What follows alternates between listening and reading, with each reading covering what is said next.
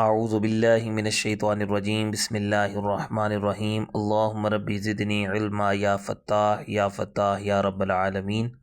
آج کا ہمارا لیکچر نمبر 10، جس میں ہم پڑھیں گے ادغام کی تعریف، اقلاب کی تعریف، مشق نمبر 14 کے ساتھ۔ چلتے ہیں اپنے سبق کی جانب۔ جس طرح ہم نے پڑھا تھا کہ نون ساکن اور تنوین کے 4 قاعدے ہیں: اظہار، اخفا، ادغام اور اقلاب۔ اظہار اور اخفا ہم پڑھ چکے ہیں، ابھی ادغام پڑھیں گے کہ نون ساکن یا تنوین کے بعد حروف یرملون میں سے کوئی حرف آ جائے تو وہاں پر ادغام ہوگا۔ نون ساکن یا تنوین کے بعد حروف یرملون میں سے کوئی حرف آ جائے وہاں پر ادغام ہوگا۔ اب حروف یرملون کتنے ہیں؟ 6: یا، را، میم، لام، واو، نون۔ یعنی کہ جس طرح اب پہلا لفظ ہے یہاں پر من یقول، اب نون ساکن کے بعد یا آ گیا، اب یا جو ہے وہ حروف یرملون میں سے ہے تو یہاں پر ادغام ہوگا۔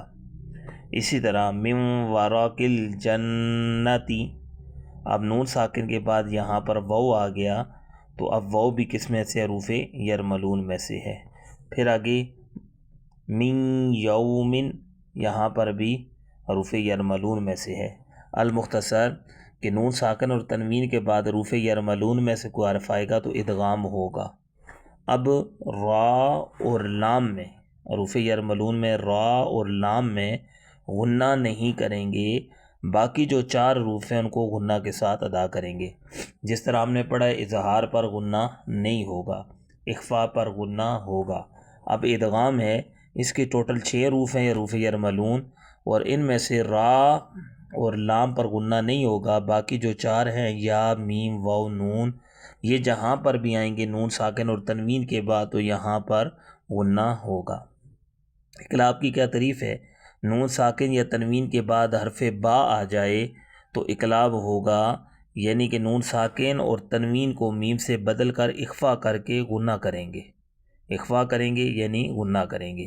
اکثر جگہ ہم جب قرآن پڑھتے ہیں تو ایک چھوٹی سی میم لکھی ہوتی ہے، ٹھیک ہے جی، تو یہ نون ساکن ہو یا تنوین ہو، نون ساکن ہو یا تنوین ہو، اس کے بعد حرف با آ جائے، جیسے کیا لفظ ہے؟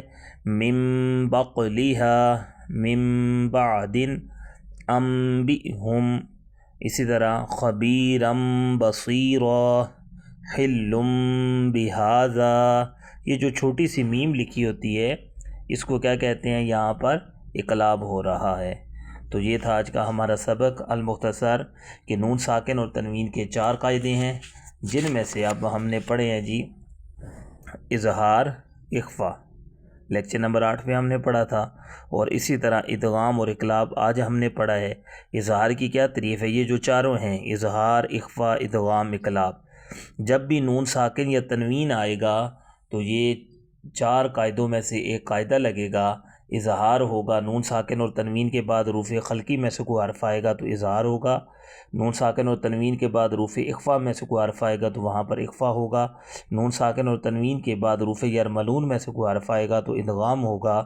نون ساکن اور تنوین کے بعد حرف با ہوگا تو وہاں پر اقلاب ہوگا۔ المختصر اظہار پر غنہ نہیں کریں گے، اخفا پر غنہ کریں گے، ادغام پر لام اور را پر غنہ نہیں کریں گے، باقی 4 پر غنہ کریں گے، اور اقلاب پر جہاں بھی اقلاب ہوگا نون ساکن اور تنوین کو میم سے بدل کر اخفا کر کے غنہ کریں گے۔ الحمدللہ تعالی آج ہمارے جو ہیں وہ 10 لیکچر مکمل ہو چکے ہیں۔ کل انشاءاللہ تعالی ایک نئے سبق کے ساتھ ہم مکمل مشق کریں گے، پھر اس کے بعد انشاءاللہ میم ساکن کے قواعد پڑھیں گے۔